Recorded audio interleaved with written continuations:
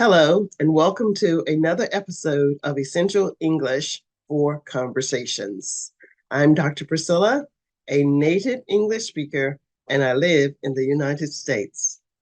Have you ever found yourself in a situation where you need to correct someone but don't want to sound rude? Well, you're not alone. Navigating the world of polite contradictions can feel like walking a tightrope.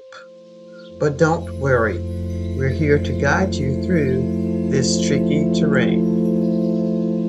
First up, try using phrases like, I see where you're coming from. However, or that's an interesting perspective. But consider this. These phrases acknowledges the other person's viewpoint while gently introducing your own. Another approach is to use questions for disagreement. For example, have you ever thought about it this way? Or could there be another side to this?